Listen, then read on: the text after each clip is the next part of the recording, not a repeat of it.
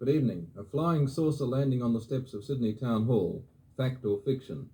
Well, that scene was fiction from the ABC children's serial The Strangers, but there are some people who claim it's a fact that flying saucers have landed here.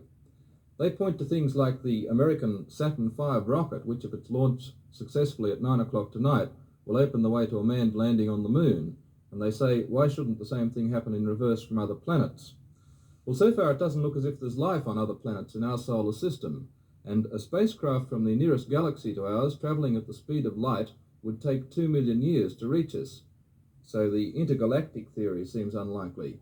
Nevertheless, reports of unidentified flying objects, UFOs, continue, and they're not completely ignored by officials. The British House of Commons has just been assured that lights seen over southern England were the planet Venus, and not men from Mars. Australia too has societies which report these phenomena, and they claim to have sighted 120 UFOs this year. Here's Frank Bennett. Just a moment. I'm sorry. Yes. Well, Frank Bennett's delayed in the outer limits, but he's going to be with us in just a minute. Flying saucers, where do they come from? This is the title of a recent book on the subject of UFOs, or unidentified flying objects. And the author is Sydney businessman Mr. Richard Tambling, who claims to have had several sightings of UFOs. Mr. Tambling was an RAF photographer and an expert in aircraft recognition. Now, in the preface of this book, Mr. Tambling, you say that now that the existence of UFOs is gaining widespread acceptance, the question is, where do they come from? But my question to you is, are you sure that the existence of these things is gaining widespread recognition? They've been around for 20 years now in this present phase. I think that if we haven't learnt of their presence by now, in 20 years, that we're the one that needs questioning. What about part two of this? Where do they come from? What are the latest theories? I've researched quite deeply into this, and my solution is that they come from everywhere in space. This galaxy, other galaxies, everywhere except Earth. You mentioned other galaxies. One American physics professor has said that if they do come from other galaxies, they would have taken 2 million years to get here. What about that? Well, this professor hasn't heard of teleportation yet. You know, teleportation was a wild idea, but it is already a line of scientific research in America. What does it mean? It's the transmission of matter from one point to another without any physical medium. So there's no travelling at the speed of light or any other speed? No, it's like our image on TV tonight. We're here, our image is transported somewhere else. In fact, with teleportation, we would be transported elsewhere. Sounds an interesting theory anyway. If that's so, that certainly makes us Earth people rather backward, doesn't it? Yes, I think it does. I think we have a long way to go before we ever can dream of these standards. Mr. Tambling, let's look at some of the examples of UFO shapes that have come into you.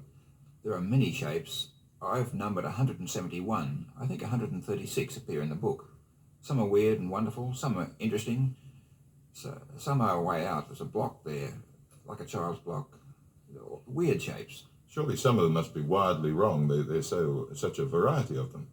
Well, very few people get a chance to photograph a UFO or a flying saucer, and a sketch is the only way of representing it. Well, you talk about photographs. You do have some from your book here. What's this one?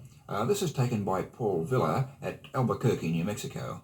The saucer was quite low. He was prepared beforehand by a warning, and he was there with camera on hand to take this. This might sound weird, but he has done this on 2 occasions.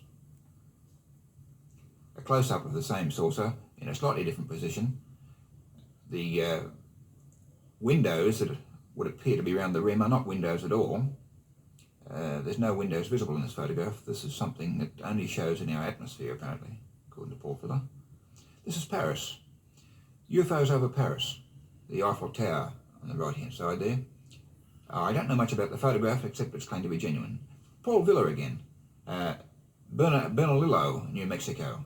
This saucer was claimed to come from Como Berenices, 400 light years away. This is the Trinidad saucer, or object. This photograph has been under scrutiny by American scientists for a long time and has been proved genuine. This is a photograph from a 8mm colour movie film. It's pretty hard to fake on 8mm colour movie. You're not suggesting that some of those might be fakes? I think this is always a question.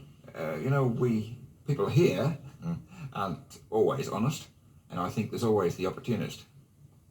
Mr. Tambling, you say here in your book that it's only a matter of time before the strangers from the skies come to know us better. Now, are you suggesting some kind of invasion from outer space? This is quite possible. I don't think in the sense that we would think of it, but people coming, yes. In 20 years, their source of sightings have been at military bases, any place that would be a key situation or key position in wartime. Now, why would they want to come to the Earth, the planet Earth? Because we're, as I said earlier, apparently a rather technologically backward nation or Earth or planet compared with where they've come from. Yes, I haven't a direct answer to this. I pose this as a question to the reader of the book.